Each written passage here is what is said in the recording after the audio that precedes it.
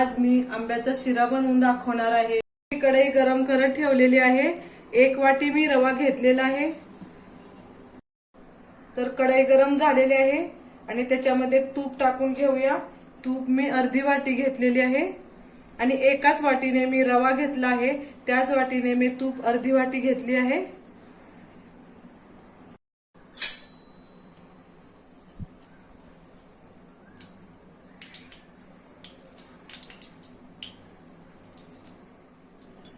तूप गरम झालेला आहे, त्याच्यामध्ये मी रवा टाकून घेते। रवा तुम्ही जाड किंवा बारीक कोणताही वापरू शकता तुमच्या आवडीनुसार। मी जाडच वापरणार आहे।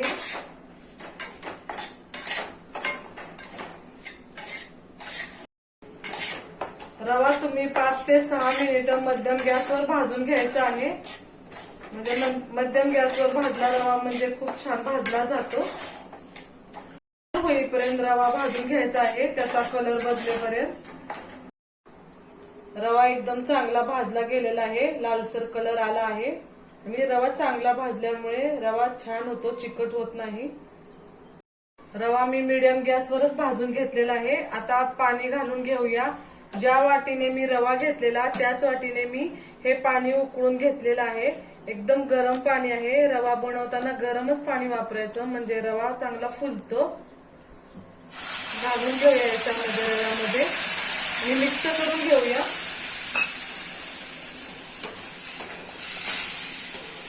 म्हणजे गाठी होणार नाहीत रव्याच्या।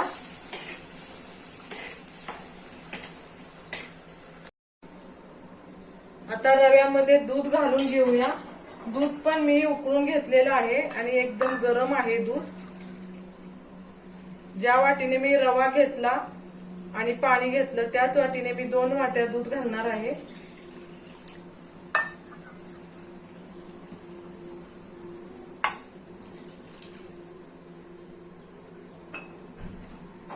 आता मिक्स करून घेऊया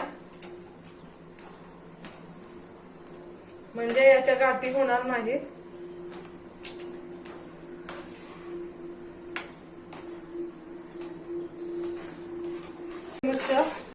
दूध आणि पाणी व्यवस्थित मिक्स झालेलं आहे। त्याच्यामध्ये मी पाऊण वाटी साखर घालून मिक्स करून घेते। मी कमीच गोड शिरा करणार आहे कारण आता याच्यामध्ये अजून 1 वाटी मी आंब्याचा रस टाकणार आहे। तुम्हाला जास्त गोड पाहिजे असेल तर जास्त साखर वापरू शकता। हे व्यवस्थित मिक्स करून घ्यायचं।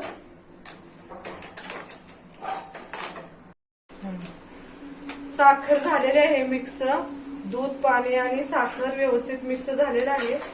तर मीडियम गॅस करून याला 3 मिनिटे वाफ काढून घ्यायची आहे म्हणजे एकदम व्यवस्थित मिक्स होईल आणि साखर पण व्यवस्थित विरघळेल।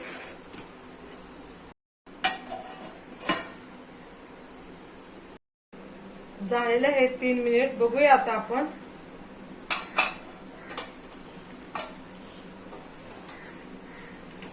साखर मिक्स झालेले आहे व्यवस्थित। मी गॅस मीडियमच ठेवलेला होता। छान झालेले आहे साखर मिक्स। मी 1 वाटी आंब्याचा रस घेतला आहे, तोही त्याच्यामध्ये टाकून घेते। तो मिक्सर मध्ये फिरवून घेतला आहे म्हणजे त्याच्या गाठी राहणार नाहीत। तर मिक्स करून घेऊया। आंब्याच्या रसाचं प्रमाण तुम्ही कमी किंवा जास्त करू शकता तुमच्या आवडीप्रमाणे। मी काजू आणि बदामाचे काप पण टाकून घेते। तुम्ही तुमच्या आवडीप्रमाणे ड्रायफ्रुट्स वापरू शकता आणि एकसारखं असं मिक्स करत राहायचं म्हणजे रव्याच्या गाठी होणार नाही। एकसारखं हलवून घेतलेलं आहे मी आणि त्याच्या गाठी पण फोडून घेतलेत। आता गॅस बंद करून 10 मिनिटं असं झाकणी ठेवून द्यायचं म्हणजे वाफ व्यवस्थित निघते आणि शिरा फुलतो व्यवस्थित।